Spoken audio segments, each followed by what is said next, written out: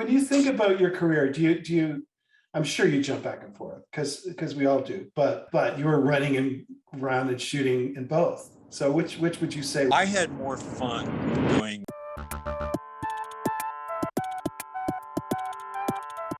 And here's the other thing, Rick. When you do 10 episodes of something, that's not even half a year. So you can't ask your crew, like with 22 episodes, the crew could, take off for 2 months, maybe do a movie, or maybe take the time off, Right. and then come back and do it all again for 22 episodes. Because we always built in, as was part of your contract, thank you, a 2-week hiatus in the middle of every season. Oh, okay. You're welcome.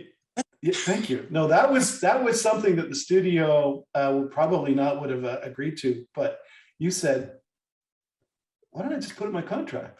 And we all went, that's a really good idea, right? Oh no, yeah, we can do it. Yeah, you bastard. I'm so 2 weeks glad. off. No, we got our 2 weeks off. It was thanks to you. And that actually I wrote most of them, but it was a much lighter schedule. But my other favorite story from the beginning of Stargate, I tell this too. I don't know if you remember this, but it's a great Richard Dean Anderson story. Contractually, your name, Richard Dean Anderson, had to be the same size as the title Stargate SG-1 in terms of the same font. Now, that's not something you requested, obviously. That was just something that your agents and lawyers stuck in. And in fact, I know it's not something you requested because I remember you laughing your head off when I showed you the poster that couldn't fit Richard Dean Anderson anymore. It could only fit the word Hard Dean Anders. Hard Dean Anders was all that fit. And you had the same reaction as you did just now. You went, I kind of like it. Hard Dean Anders, let's go with that. Oh my God. I'm just now finding out about the font size. This is. Oh, no. Yeah, I remember you just laughed at that and said, don't worry about it. Change it to whatever you need. It was pretty funny. Make it fit. Yeah. Yeah, that was you not exercising your tremendous star power at the time. You just said, At least we didn't go with Hard Dean Anders. That would have been different. When you think about your career, do you I'm sure you jump back and forth because we all do, but what was harder?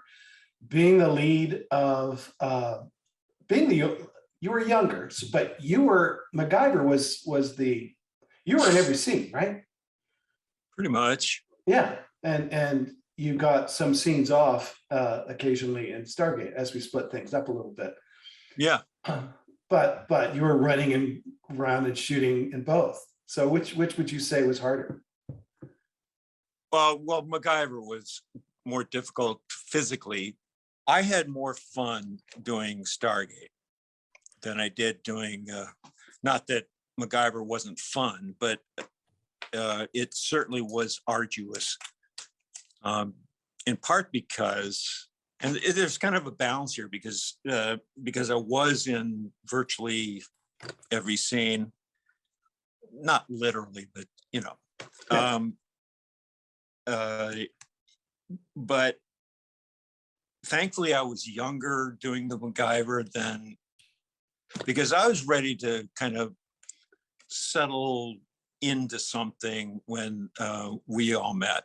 And right. I didn't know it initially, but the more it, kind of grew and we all got to know each other as actors and produce and, as a family. Yes. It became just so much fun for me because first of all, everybody was very bright and had brought their own stuff and personalities to their characters, and we all got along. And there was just kind of a lighter environment in which to work. And again, it goes back to what the only demand I had was that, let's not make this brain surgery, or let's make this a happy brain surgery. Whatever. I like putting it that way. Let's make it an enjoyable brain. If we have to have brain surgery, let's enjoy ourselves. Make it Make it, Yes. Yeah.